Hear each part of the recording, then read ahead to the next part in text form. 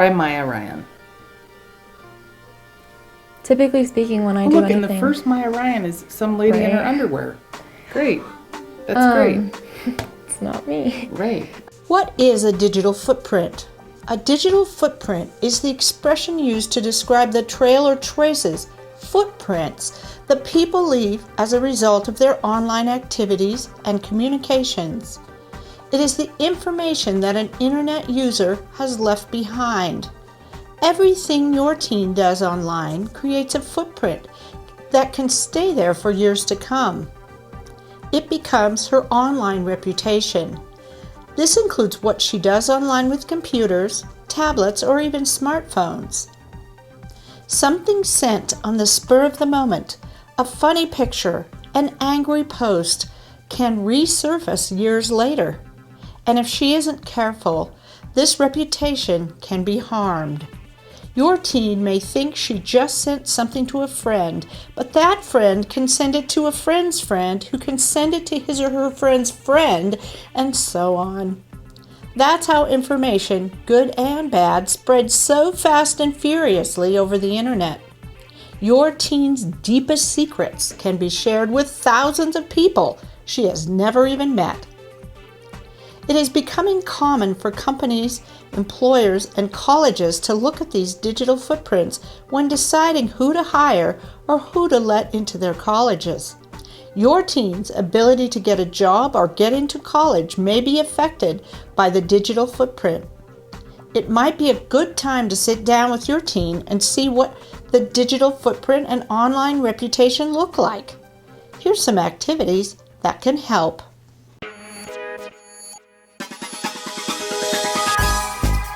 This exercise helps students protect their digital footprints. Here's the game. So I'm going to give you a card. You'll read it and place it in the do or do not category, okay?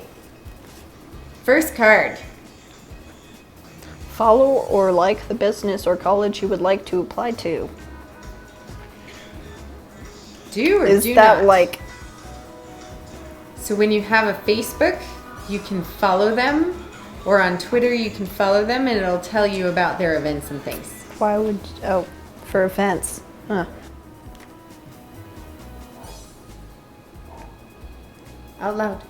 Create a mini media portfolio or personal website. Post awards, recognition, or community activities you've been involved in. I think that's a little creepy, like you're a show off, and you probably shouldn't do that.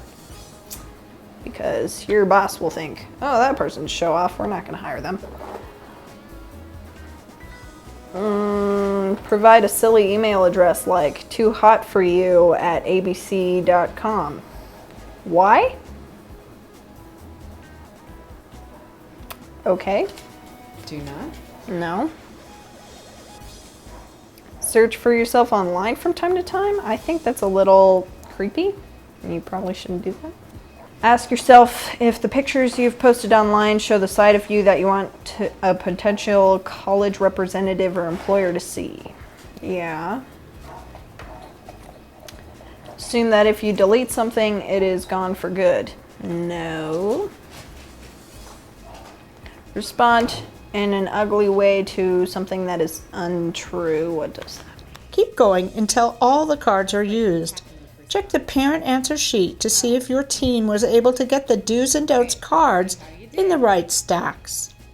There was right answers to that? Yes, there are Ah. right answers to that.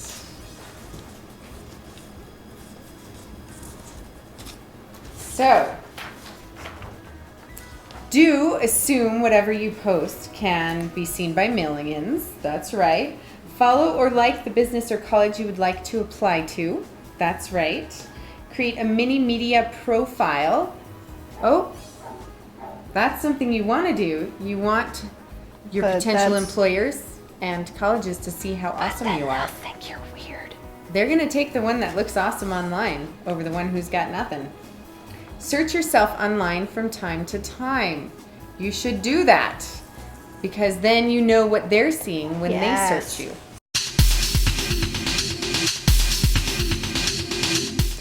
A good place to start is with your student's current digital footprint.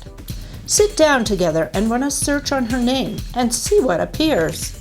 Open your computer internet browser and choose a search engine, such as Google. Type her first and last name in the search box, and maybe the town you live in. Read the first page of results from the search engine. Not you. Marriage is received, so it doesn't look like there's anything there. So go back up and put in Michaela. Oh, look, great. That first one was you. Lobbyist. That's Oh, look, there you are. me. For school, I had to do, like, we went down to the legislature and we became lobbyists so that we could learn, like, about how the legislature works. Here's some possible questions to talk about with your teen. What does she like about her footprint and online reputation?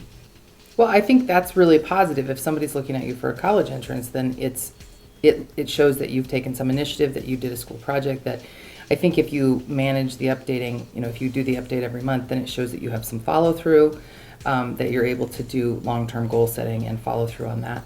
So I think that's really positive. Let's see what else is there. Which one is that? My portfolio. All right. And But I haven't done anything on it. where did that come from? This was a school project that we never, that we were supposed to start, but we just haven't finished yet. You did that in English. Is there anything she's proud of? Is there anything she's embarrassed about? I started it in English class, but I never, did anything with it, and then Miss Felsen. What might she want to change?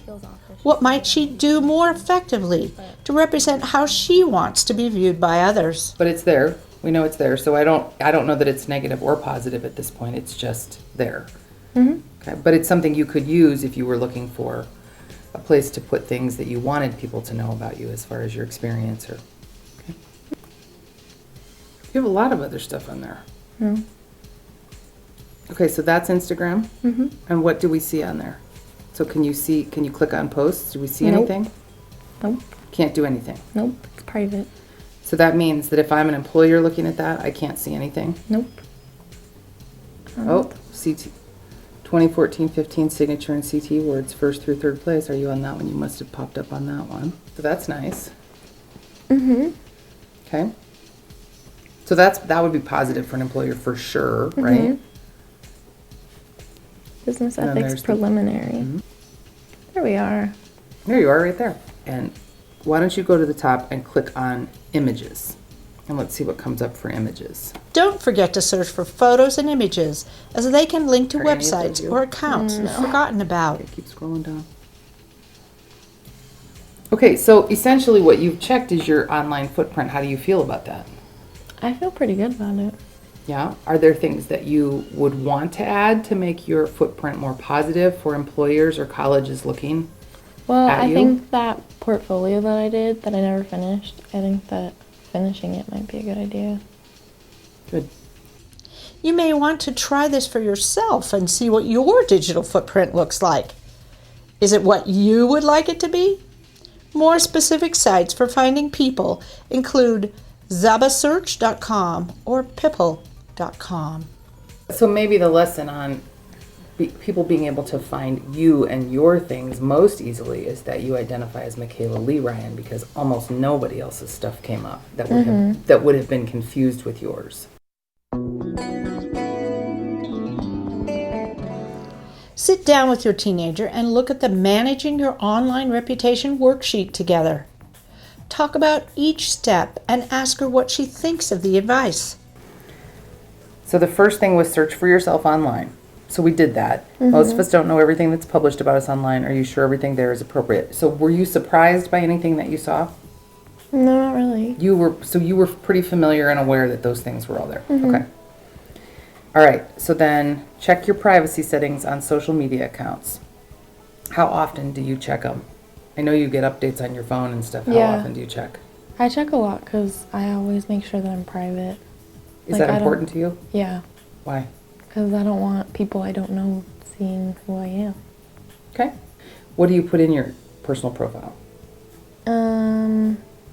Like Reno, and then like ACT. Well, like my Instagram one was Reno and then Skills USA State Office. That was it. So you're pretty brief about what you put in Yeah. there. Okay. Do you ever put your address in or No. your age, stuff like No. that? Okay. I just wondered. All right. Delete abandoned social media accounts. Do you have any? I don't think so. So protect your personal data. Don't disclose your personal address, Yeah. I phone don't number, do that. passwords. It sounds like you don't do that anyway. Keep login information under lock and key. How do you manage your passwords and logins? So you have 2 email addresses at least. You have 2 Google accounts plus an AOL account, Instagram, and then you just keep those in your head or what? Yeah. Think before you post. Once something gets posted, it can be difficult to remove. You don't want a potential employer or college seeing something, don't post it. Do you think about that when you're sending Instagrams or when Yeah. you're posting things?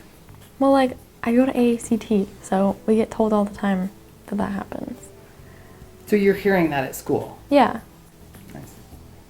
Okay, nix the pics. Any photo you post publicly is fair game for anyone to dig up or use. If you want to post photos, set your privacy settings accordingly.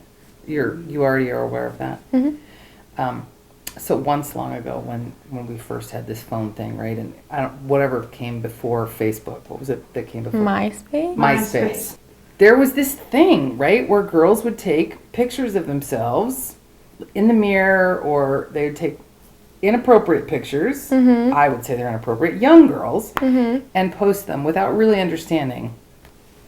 Anybody can see that stuff, and it stays forever. And it kind of crosses the line sometimes between bullying or harassment or sexual harassment. Sometimes crosses the line.